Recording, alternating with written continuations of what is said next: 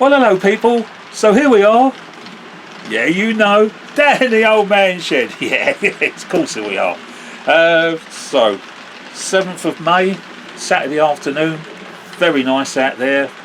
It's not, we've got cloud, sunshine and cloud, but temperature-wise, absolutely perfect conditions. Lovely.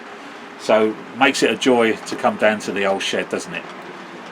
And what we got to say. So, I've got a request from Stuart, St Mary's Church Model Railway, and he wants to ask me if I can give a closer look at what I call the top estate up in the corner of the layout, you know, where I've got the post office depot and the DPD and a couple of other buildings and whatever. He said, could we have a closer look at that? He wants to nick some ideas. No worries. I mean, it's not perfect, Stuart. I didn't plan it, it came together, you know, got some buildings and one thing and another, and yeah, kept on jiggling around, so it's not ideal because I didn't think it through, to be honest, but it's come together, it works. Doesn't look too sad, does it? So, and it's with all the lighting, obviously with all the resin buildings, which everything's off, you know, bought from, you know, Bachmann and Wills kits and Pico kits and everything, so there's nothing scratch built on there. The only thing I did, I modified, I'll talk about it, but the post office depot is the Bachmann low relief depot kit building, and it's very thin, and so it's not very stable. It's okay if you use it as a low relief and you're going to stick it onto a back seam or something or other, but I just gave it a little bit of depth by constructing a little carb behind it and painting it up and whatever, so it can self-support itself, doesn't, because it always wanted to fall forward, which if you've got, you know, it isn't great if you've got some models in front of it, because if it falls forward, bang onto your models and scratching them and one thing and another. So that's what I did to that particular kit, Stuart. Just gave it a little bit of depth, and then of course on all of them they've all had lights added to them, which means you've got to drill the resin all above the shutter doors, that are, because they're all sort of garages and things, aren't they? And yeah, so I put exterior lighting. The post office depot, again, going on about that uses the strip lights from West Hill Wagon Works, and again I will probably mention that again in the film. That was a little bit fiddly. They take two little LEDs, you have to make them up. You've got two pieces of plastic you've got glued together, trapping the two LEDs that you have for each strip light. And yeah, it got a little bit fiddly in the end. I did it, and you know, to its credit, it does look the part, and but very fiddly to do. And also, then the problem was to drill the holes above the depot door numbers on each loading bay numbers without destroying the numbers. So yeah, quite involved. There's lighting, there's photo relief behind the open doors that I'll tell you about, that is taken from the DPD Wheels plastic kit, and I've nicked it to put it into behind the post office depot, so that you can see that's got interior, and then that itself has got its own light shining down onto it. So if I was to turn all the lights off, as well as the strip lights over the loading bay itself, there's also something illuminating the interior detail. Okay, so otherwise, yeah, that's it's all straightforward, but yeah, so we'll have a little look at that. So that's for you, Stuart, so I'll put a little bit on that. And then the rest of you guys, I've got running around, but we've got a new rake of wagons on the layout, and that of course is the Curascal HYA, what we call them, the cut down hopper wagons, right, ballast hopper aggregate wagons. And yeah, I bit the bullet on those. I got the email from the Curascal saying they were in stock, and you know, dutifully went through all the ones, you know, that I like, and they were. I didn't get the long proper ones. I wanted the cut down ones. The long ones are too long for my layout, you know, so I got 10 of the cut down ones, but I didn't get them from the Curascal because I hesitated too much. because it's a fair old chunk, isn't it? Let's face it, bit of cash to lay out. Because as it happens, they sell out. It might not be too bad if you could sort of say, yeah, I'll buy 2 now, and then I'll buy 2. Well, the trouble is they've gone, and that's what happened with the Accurascale. I was looking, left it for a few hours, undenied, because I was really tempted. I thought, yeah, I do like them, Went back anyway. Left it for a little while, but when I did go back, sold out. I thought, oh bugger. So that was it. So I thought, well, maybe it wasn't meant to be. And but then I started seeing the reviews on YouTube and everything, and I thought to myself, oh, they are nice. And then I get the email alert from Hattons and say that they've got them in stock, which I guess Hattons, Rowells, Sheffield, we're going to get them. It wasn't, you can buy them from there. So yeah, so when Hattons got them, I thought, okay, and they were the same price. There was no difference from what the Accurascale website was and what Hattons are selling. So yeah, so they had the sets that I wanted. I wanted a 10, so 5 packs of 2. As it turns out, 2 of them have got the end of train lamp, flashing end of train lamp. I only really wanted one, but one set, or the two sets out of everything I had bought, it turns out there's 2 wagons with a flashing tape. So I've got one at the front which is not working, and the one at the back that is working. And that's the other thing. I couldn't find the batteries. Right, so for a week or so I didn't have the batteries because none of the shops around here sold these damn things. So little visit to good old Fleabay, and in a couple of days I bought 4. These are spare. 2 already in the wagon. Bit fiddly to fit, but it does its job proper. But of course, the problem is, guys, right? As you know, in my last video, all my end of train lamps, they get their power from the track, and this one, as you know, is battery operated. And of course, what have I done? Well, I've gone to bed at night and I've left them on all night. I've just shut everything up. I forgot to turn the flashing lamp off, right? So it's been happily flashing away all night. So that was one. And then during the day, at one occasion, I come down here in the morning, did something or other, played the train for a minute, even though I didn't really have time, and I left it on all day. But the thing is, it's still working well. So I mean, it's only a little LED. I don't know how much power it draws, but the battery, it's still looking good. So yes, I've obviously shortened the life of the batteries by, it doesn't help if you leave them on all night, But at this moment in time, it's still flashing away like a good one. But I just forget. I'm not used to it. You see, works perfectly. Can't fault it. The little magic wand works absolutely faultlessly. But yeah, just got to remember to turn the thing off.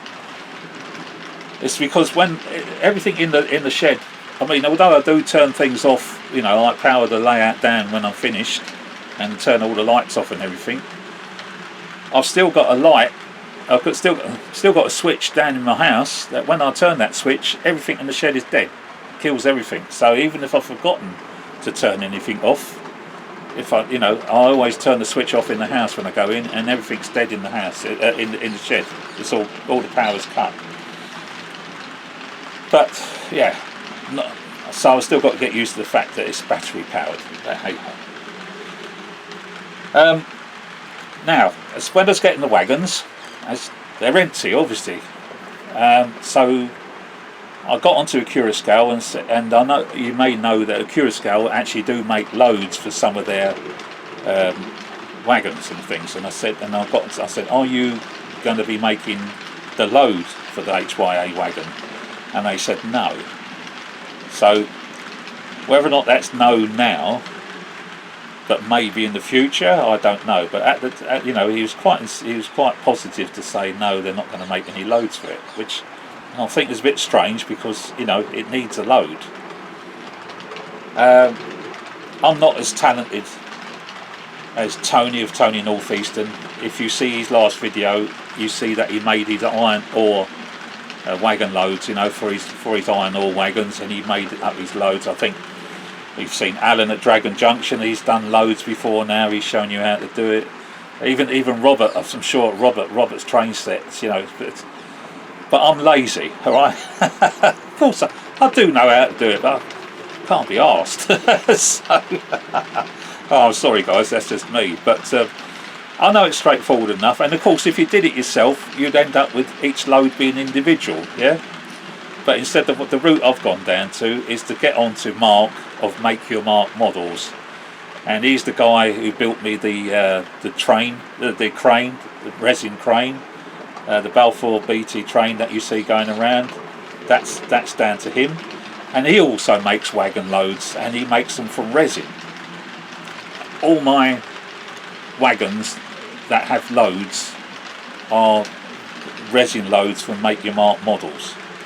And the reason why is because he does such a cracking job on them that you can fit them in, you can fit the load in very simply and very quickly, but also you can remove that load very quickly, and it doesn't leave any harm, it doesn't damage the wagon whatsoever, doesn't hurt the paintwork, whatever.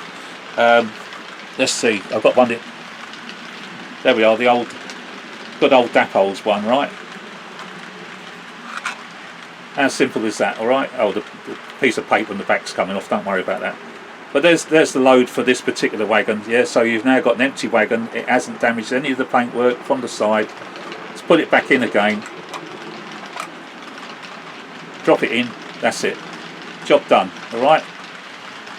So that's why I'll go with his kit.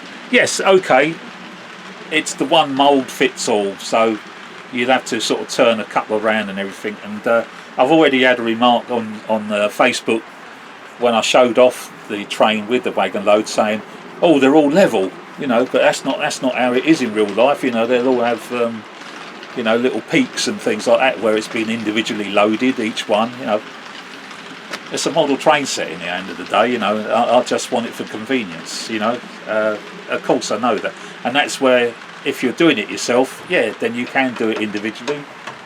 You can do what you want to do. Sorry, the cat is scratching at the flipping door. Hello, puss. Sorry. So, but yeah, for ease of use, I'll get, you know, these are resin kits. Right, so shall I show you, and then we'll talk about it, because I'm not going to do a review. There's plenty out there now anyway, but there's something I want to tell you about the wagons that you'll need to do if you've got a set, just to help yourself. But let's have a little look. All right, okay. See you in a sec. Right, okay. So for you then, Stuart, of St Mary's Church Model Railway, Stuart asked if we can have a little look at what I call the top estate of Torridon Road. As you can see, it's Bachmann Sincraft resin buildings, and also the DPD, the white DPD building, is by Wheels, and that's almost the same kit, other than some extra printed card detail. That's the same kit which you don't get with this one, so they're the same, you can see, but that one I've painted all up. Had no interior on that one. But this one, the DPD one, it has two loading bays at the back, which obviously, you know, I didn't bother to fit because they're not, you can't see them. But the kit comes with this printed card of its interior detail. So behind the windows, there's pictures of office desks with computers and things like that. And if you had its delivery doors open at the back, there is interior detail to go behind that as well. But I obviously didn't use them in the kit. Instead, I used them for the Bachmann loading bays there. I don't know if you can see that here is printed detail, you see. So I've left two doors open. So that doesn't belong to the Bachmann resin kit. That's belonged to the DPD kit behind it. There you are though, Stuart. So what I did, these strip lights are from West Hill Wagon Works. They have two little LEDs in both, and then obviously I've had to drill the resin to accept having the lights in there, but I think it looks really, really good. The Yorks are, or you know, the trolleys. The larger ones are actual Bachmann products, but they were blue, but they've now been sprayed silver. The little single ones are from Scale Model Scenery. The little printed, you know, card kits that he makes, and so it's the same with the little packages. All right, so they're all from Scale Model Scenery. What else we got there? So yes, the DPD, I can think you can see behind. I've got lights in there, but behind the windows there should be some detail. There we are. Zoom back, so we got, you know, again Scale Model Scenery with the old street cards. This building, this little industrial unit, is actually by Hornby, and I think it's probably from a Continental set. It's a plastic construction kit, which I found at a boot fair. So I've painted that one up. There's a welder working away there. Obviously Bachmann again, but again it's had, I've drilled a light, you know, it's able to take the light over the door, because that's just a resin kit, nothing, you know, well, it's not a kit, is it, but it's a resin building, but nothing operates on it. It's no windows open. Little Joe's Cafe, again, is from the Pico range, I'm sure. Same with the bus stop here. Alright, so yeah, you've got the little bus stop with its signage. The Keep Left Islands, I think, from Models for You, or Lighting for You company. Can't really remember now, guys. Yeah, another Bachmann product there, but again, extra signage on the door on the left hand side, and also on the side of the building, and obviously I've done the drilled it again to take some lights above the shutter doors. And of course this, although it doesn't really work, it works when you don't see it, but that's supposedly how the vehicles do get onto the top estate. So yeah, not the best, but you know, it's alright. From a distance it works. When you get down there you can't see that that's not really an entrance. But there we are, buddy. It's you know, it's not correct, obviously, but, and this is a foam board, just painted grey paint from good old Screwfix, you know, the old tester pots that you can get. So there's nothing special about the paintwork. It's only a grey paint. And then this again is card. So this I can pull away to give access to underneath there, and then if I remove all the buildings, all this would come off if I remove all the buildings. But the tracks, where the tracks going underneath, touch wood, I don't get derailments, and because I use the inox, I don't get any stuttering with the power supply. But there we are. So this Bachmann Scenecraft building, I obviously adjusted. I gave it's not very stable by itself because it's only this thick, yeah. So I put an extra bit of card at the back, painted it all up to give it a bit of stability. I didn't like it, but yeah. But let's see if I get down low for you there, Stuart. There you are. So you can see the old strip lights. It was quite fun drilling a hole above the numbers of the actual loading bays. But yeah, you know, works quite well. Alright, Stuart, so hopefully give you some idea. Alright, okay. Right, okay, so here we are then. There's the wagons. They're all fitted with the resin aggregate load. Okay, and the first thing I did when I got them out the box, which incidentally 5 boxes, each containing 2 wagons in each. All perfect, guys. Alright, so bearing in mind it's been shipped from to Hattons and then Hattons to me, no problem whatsoever. There's no parts left in the box. All the wagons are perfect. So wow, you know, 10 wagons with not a single issue with any of them, which is lovely. Makes a change, doesn't it?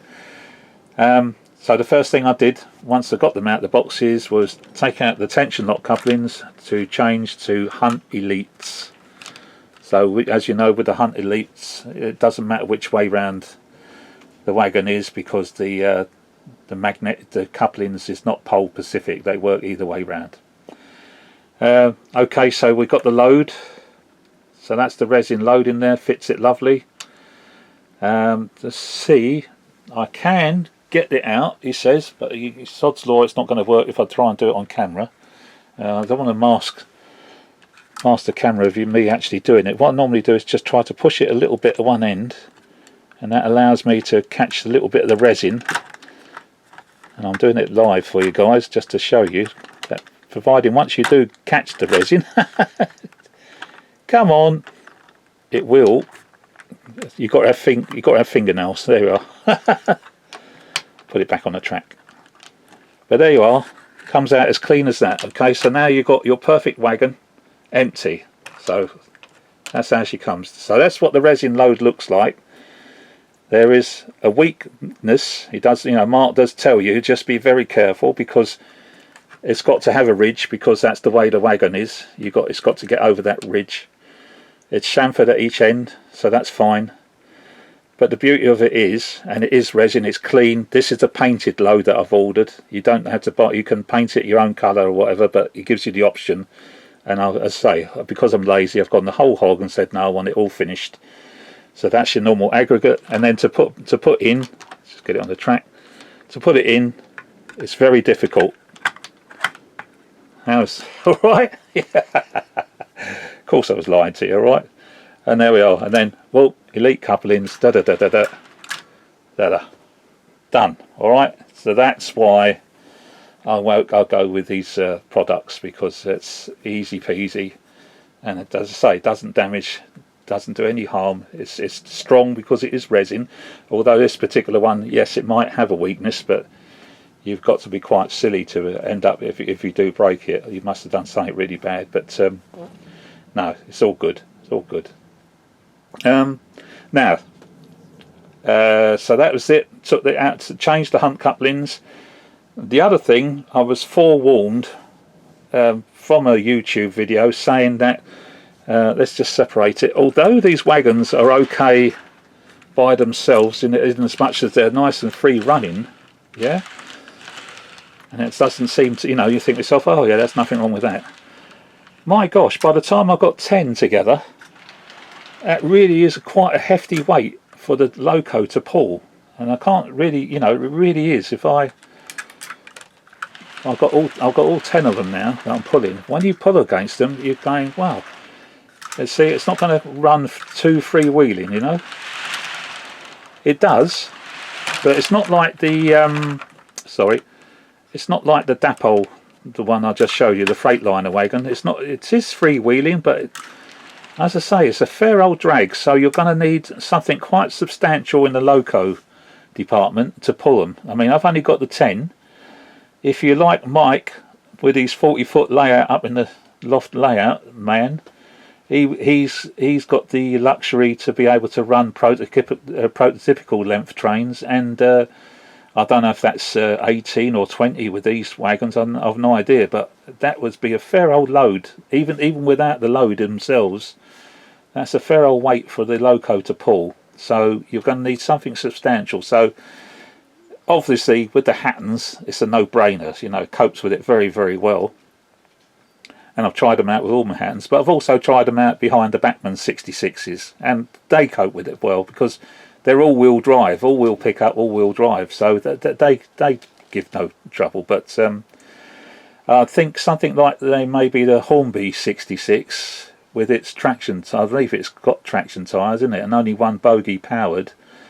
I think it'll pull 10, but I think after that you might be pushing the limit a little bit of the loco. So yeah, it's just strange. Doesn't seem to be anything wrong with them individually, but by the time we get a rake together, it's a fair old heft for the loco to pull. So the second thing I did after fixing the Elites was I went through and did every wagon, got the old shot of the old lubricating oil, okay, and that improved it no end. So that was it. Now the other thing with this one, there is an issue, it seems, that there, because of the intricate detailing of the bits underneath, the bogies, they're catching on something or other as it's going around second radius curves, I think. Well, I'm happy to say that I've had no issue. But then, guys, as you know, with this layout, I don't go across or over points, and you know, this literally, as you know, on my layout, all the thing is doing is just running round and round and round, and that's what I'm happy with. Okay, so I've had this on the second radius curves, which is obviously that one there, and this is on the third radius curves. The gap between the sprung buffers is that when it's on the straight, and they start to touch when it starts going around the curve, and likewise when it's on the second radius. But what it doesn't do, it doesn't derail. I haven't modified them whatsoever. It's a simple mod, evidently. Let's see if I can show you again. Oh God, these magnets, you see how good they grip. There's a little bit of detail there. You can see how that wheel's going to hit it. So it's this. Let me use a pointer.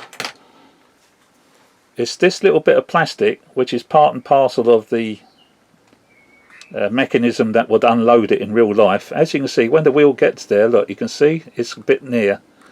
In actual fact, it might. Well, yeah, it's actually touching, and it stops the wheel set from going. It's locked it because I pushed it. It's locked it. So you would just need to shave that off. That little bit of plastic. They possibly, when they, it's part of this mechanism here that in the real machine drops the drawer, you know, opens the doors. But it's just, yeah, it just catches. All right, just that little bit there. So I haven't modified it, but if you wanted, if you got trouble with derailment, that's what you have to do. I don't have any trouble with derailment. I haven't touched it. All right, so but then I don't have it going across points and everything, you know, only in a straight line, obviously, you know. So yeah, all right. Otherwise, she's fine. So I'll just set her on its way. Let's see. Little. There we are. So, and then of course the very last one. As I say, I'll just stop it maybe before as it comes into camera. It has got the flashing light. Okay, and it's got all the extra detail put onto the back one as well. Okay, which I haven't done on the rest of them. Just on the last wagon, being the end of the train, taken the coupling out altogether and stuck the detailing kit back on it. There she comes.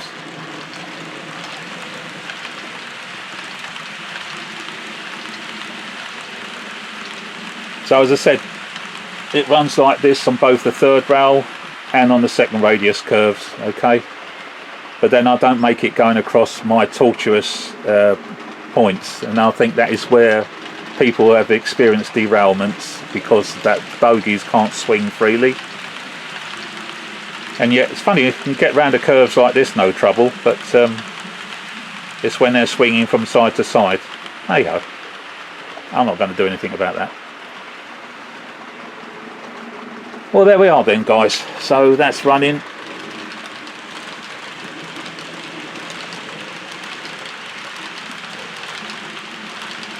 And I'm pleased with them. But that's what Peter's been up to down in the old man sheds. This is the new train.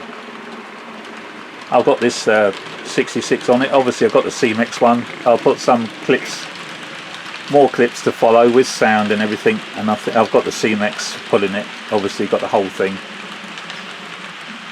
But the actual delivery on the wagons, they're all different. I think I've got 4 of one and 2 of others, I think.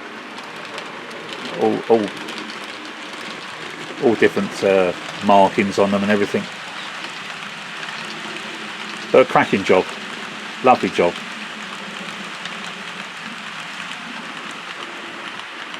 Okay people, so thanks for watching, and I'll call it a day.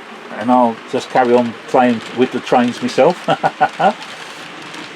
And thank you all for watching. I hope you're all well, and I'll catch you in the next video. Alright, so from till then, it's bye from Peter down in the old man shed, of course. Well, where else is he going to be? Okay, people, so it's bye for now. Bye bye. Let's see the last wagon go by. Ta-da!